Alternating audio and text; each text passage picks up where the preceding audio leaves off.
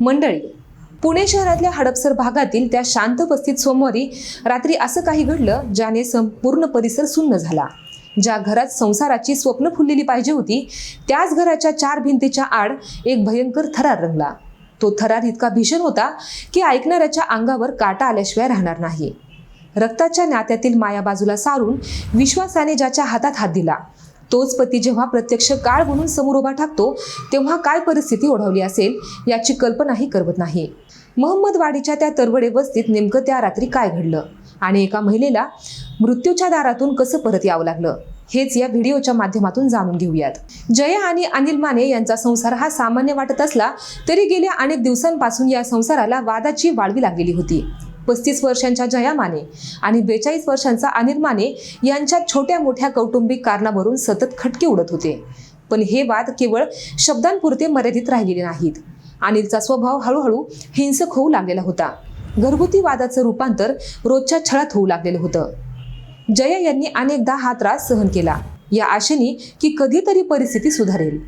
पण अनिलच्या वागण्यात कोणताही बदल झाला नाही। शेवटी हा जाच असह्य झाल्यावर एका सामान्य भारतीय स्त्रीप्रमाणे जया यांनी न्यायासाठी कायद्याचा दरवाजा ठोठावण्याचा निर्णय घेतला। काही दिवसांपूर्वी जया यांनी अनिलच्या छळाला कंटाळून पोलिसात तक्रार दिलेली होती। आपली बाजू मांडली आणि पतीविरुद्ध तक्रार दाखल केली। एका पत्नीने आपल्या विरुद्ध पोलिसात तक्रार करावी ही गोष्ट अनिलच्या अहंकाराला चांगलीच लागलेली होती। बायकोने मला पोलिसांच्या उंबरठ्यापर्यंत नेलं, हा राग त्याच्या मनात दगदगत होता।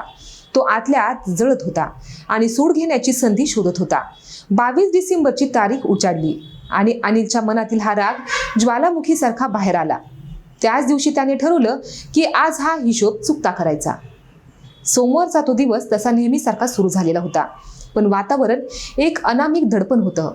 अनिलच्या डोक्यात फक्त एकच प्रश्न फिरत होता, तो म्हणजे पोलिसांनी केलेली विचारपूस। सायंकाळच्या सुमारास जेव्हा घरात दोघे होते, तेव्हा अनिलने रागाच्या भरात जया यांना जाब विचारायला सुरुवात केली। तू माझ्या विरुद्ध तक्रार करायची हिंमतच कशी केलीस? तुला काय वाटतं पोलीस मला काय करतील? अशा शब्दात त्याने वादाला तोंड फोडलं। जया यांनी आपली बाजू मांडण्याचा प्रयत्न केला, पण अनिल काहीही ऐकून घेण्याच्या मनस्थितीत नव्हता। वादाचा पारा वाढतच गेला आणि शाब्दिक चकमकीचं रूपांतर हाणामारीत झालं। काही वेळातच अनिलने सर्व मर्यादा ओलांडल्या। संतापाने आंधळा झालेल्या अनिलने घरात असलेली एक दोरी उचलली आणि ती थेट जया यांच्या गळ्याभोवती आवळली। जया यांचा श्वास गुदमरू लागला। त्या वाचवण्यासाठी धडपडत होत्या, पण अनिलच्या अंगात जणू सैतानच संचारलेला होता। तो पूर्ण शक्तीनिशी ती दोरी आवळत होता। गळा आवळला गेल्यामुळे जया यांची शुद्ध हरपू लागलेली होती। एका बाजूला जीवन आणि दुसऱ्या बाजूला मात्र उभा असलेला साक्षात मृत्यू। अशा परिस्थितीमध्ये त्या माऊलीची जी अवस्था झाली असेल ती केवळ शब्दात मांडणं अशक्यच आहे। पण अनिलचा राग इतक्यावरच शांत झाला नाही। गळा आवळल्यामुळे त्या हतबल झाल्या असतानाच त्याने जवळच पडलेला एक जड लोखंडी गज उचलला आणि कोणताही विचार न करता त्याने तो लोखंडी गज जया यांच्या डोक्यात सपासप मारला। डोक्यावर झालेल्या त्या भीषण प्रहारामुळे रक्ताच्या धारा वाहू लागल्या। रक्ताने माखलेल्या अवस्थेत जया जमिनीवर कोसळल्या। रक्ताच्या थारोळ्यात पडलेल्या आपल्या पत्नीकडे पाहून अनिलला पाजर फुटला नाही। काही क्षणात संसाराची राख रांगोळी करणारे हे कृत्य करून तो तिथून निघून गेला, पण मागे सोडून गेला तो एक गंभीर झालेली एक महिला आणि एक उद्ध्वस्त झालेलं घर। घटनेची माहिती मिळताच परिसरात एकच खळबळ उडाली। स्थानिक नागरिक आणि नातेवाईकांनी तातडीने रक्ताच्या थारोळ्यात पडलेल्या जया यांना जवळच्या रुग्णालयात दाखल केलं। डोक्याला गंभीर इजा झाल्यामुळे त्यांची प्रकृती अत्यंत चिंताजनक होती। डॉक्टरांनी तातडीने उपचार सुरू केले। दुसरीकडे या घटनेची माहिती मिळताच काळे पडळ पोलीस स्टेशनचे पथक घटनास्थळी दाखल झाले। ज्या घरात हे हत्याकांड घडणार होतं तिथला विखुरलेला संसार आणि रक्ताचे डाग पाहून पोलीस सुद्धा चक्रावून गेले। गुन्ह्याचं गांभीर्य ओळखून पोलिसांनी तात्काळ हालचाली सुरू केल्या। जया माने यांनी शुद्धीवर आल्यानंतर पोलिसांना दिलेल्या फिर्यादीत त्या काळ रात्रीचा सर्व घटनाक्रम त्यांनी सांगितला। आपल्याच पतीने आपल्याला ठार मारण्याच्या उद्देशाने हा हल्ला केल्याचं त्यांनी रडत रडत सांगितलं। केवळ तक्रार केली म्हणून तो माझा जीव घेईल असं मला वाटलं नव्हतं, असे शब्द त्यांच्या फिर्यादीमधून समोर आले। या तक्रारीवरून काळे पडळ पोलिसांनी अनिल पंढरीनाथ माने यांच्या विरुद्ध भारतीय न्याय संहितेच्या विविध कलमांनुसार खुनाचा प्रयत्न केल्याचा गुन्हा दाखल केलेला आहे। या घटनेनं हडपसरच्या महम्मदवाडी परिसरात भीतीचं वातावरण पसरलेलं आहे। लोक विचार करत आहेत की जर कौटुंबिक वाद या थराला जाणार असेल तर मग सुरक्षित कोणाकडे राहायचं?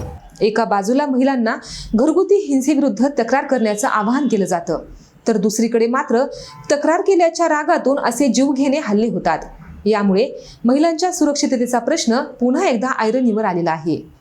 पोलिसांनी या प्रकरणाचा तपास अत्यंत गांभीर्याने सुरू केलेला असून आरोपी अनिल माने याला अटक करण्याची प्रक्रिया वेगाने सुरू आहे. जया माने यांच्यावर सध्या उपचार सुरू आहेत. त्यांच्या डोक्याला लागलेला मार आणि गळ्यावरचे व्रण हे लवकर भरून येतीलही, पण मनावर झालेली ही जखम कधी भरून येईल हा मोठा प्रश्नच आहे.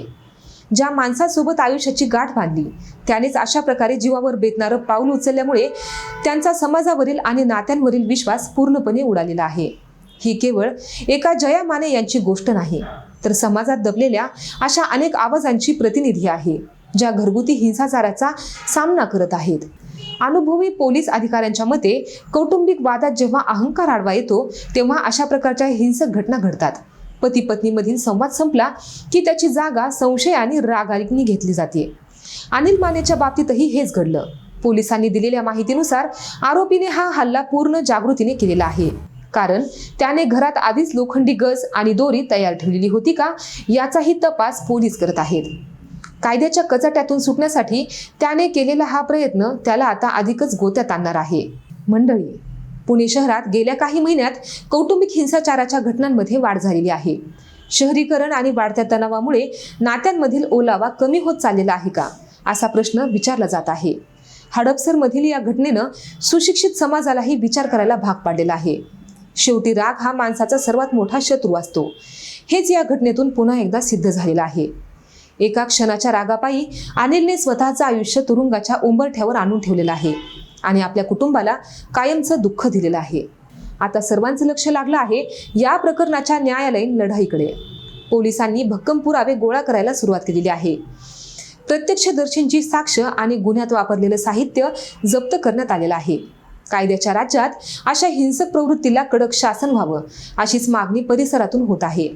जया माने लवकर बऱ्या होऊन पुन्हा उभा राहाव्यात अशी प्रार्थना त्यांचे नातेवाईक करत आहेत. मंडळी, या घटनेबद्दल तुमचं मत काय आम्हाला कमेंट्समध्ये नक्की सांगा आणि आपले पब्लिक कट्टा हे YouTube चॅनल सबस्क्राईब करायला विसरू नका. धन्यवाद.